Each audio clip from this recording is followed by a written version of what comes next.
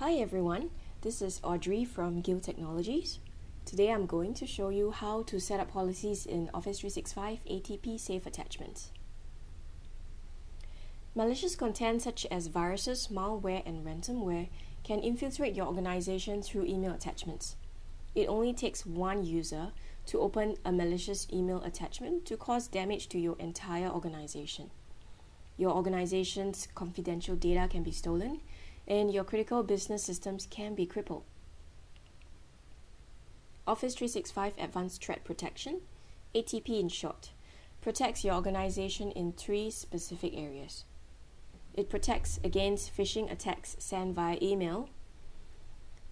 Number 2, it protects malicious content in email attachments and files in SharePoint, OneDrive, and Teams. And number 3, it protects against malicious links in email messages and in Office documents. In this video, I'll show you how ATP can protect your organization from malicious email attachments.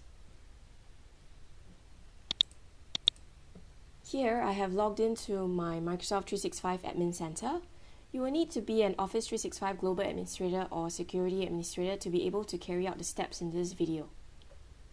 Go to the Security and Compliance Admin Center. Under Threat Management, click on Policy.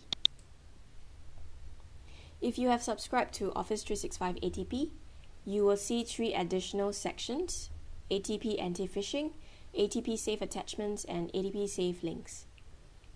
ATP Anti-Phishing detects when someone attempts to impersonate your users and your organization's domains.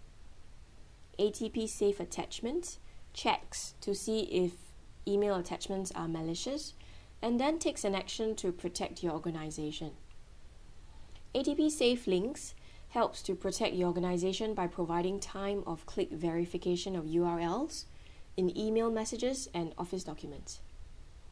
It is important to note that ATP policies must be defined in order for protection to be active. Just assigning the ATP license to a user is not going to be sufficient. Let's now configure ATP Safe Attachments. On the ATP Safe Attachments page, put a tick in the checkbox here if you would like to turn on ATP for SharePoint, OneDrive, and Teams. By turning this on, ATP will detect and block files that are identified as malicious in team sites and document libraries.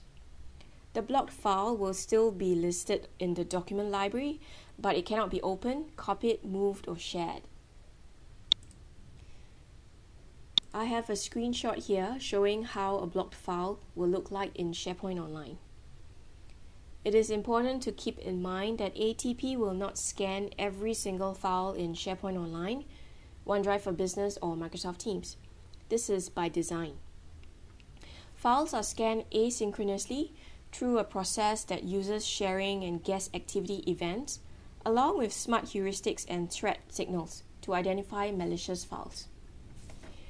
You can find out more about ATP for SharePoint, OneDrive, and Teams in the links provided in the video description below. Now let's create a new ATP Safe Attachments policy. Click on the plus icon to create new policy.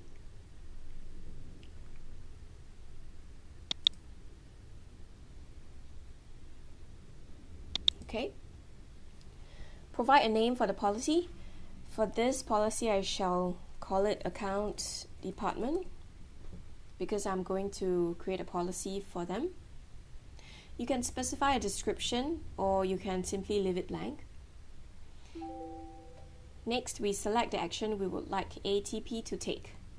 There are 5 options available to choose from. Take note that the 3 options, monitor, block, and replace, may cause significant delay to email delivery. To avoid message delays, you may want to choose the dynamic delivery option. It allows the attachment to be delivered immediately without the attachment, and once the scan is completed, the attachment will be reattached to the message. However, do note that the dynamic delivery option is only available for organizations with email hosted in Office 365. Alright, here I have a screenshot showing how dynamic delivery works. When I first received the email message, I see that the attachment is undergoing ATP scanning. At this point, I cannot open the attachment yet. In a few moments, the scan is completed and the attachment can now be opened.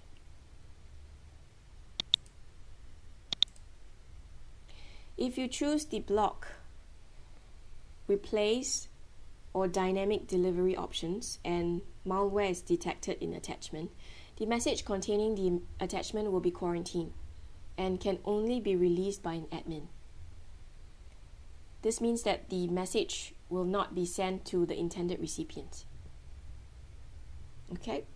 If you would like your organization's security administrators to research on suspicious attachment, you can send the monitored, blocked, or replaced attachment to a specified email address by putting a tick here in the Enable Redirect checkbox, and then entering the email address you would like to send the suspicious attachments to. Next, we would recommend that you apply the above settings if the malware scanning for attachments times out or when errors occur. So I'm going to put a tick in the checkbox here as well. Lastly, you need to tell the system who to apply the policy to. You can specify users, groups, or domains for whom this policy applies to by creating recipient-based rules with the options provided here.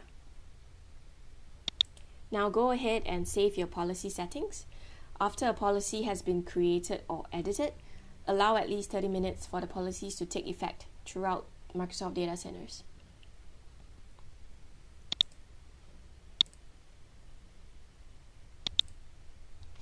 Alright, as an admin, you will need to check and review the quarantine messages periodically. Under Threat Management, click on Review, and then click on Quarantine. Filter the list to show messages quarantined due to malware. You can also sort results by sender or recipient email address to find specific messages. Alright, I don't have any emails to show that has been quarantined due to malware, so I'm going to select phishing for this demo.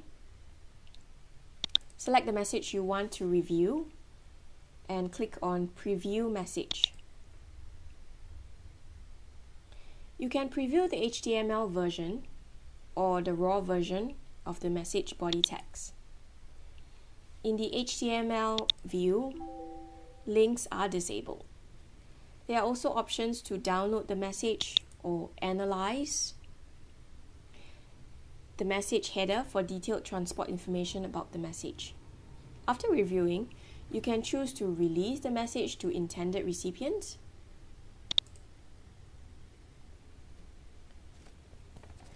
and report the items as falsely quarantined to Microsoft, or you can immediately delete a quarantined item instead of waiting for the message to expire on its own. To remove, simply click on this button here. After you have set up your ATP Safe Attachments policy, you will need to see how the service is working by reviewing the reports for ATP and fine-tuning the policies. There are a few places that you can generate useful reports. One of them is under Threat Management. Click on Dashboard. You can also get real-time reports here. Filter the view by malware emails. There are many options available to filter the results.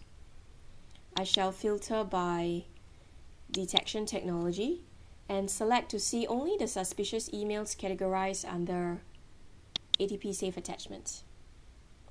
Scroll down to see the details in the table view. If you need a wider selection of reports, go to Report and click on Dashboard. If you are not seeing data in your ATP reports, double check that your policies are set up correctly. You can find useful links to Office 365 ATP in the description below. Thanks for watching.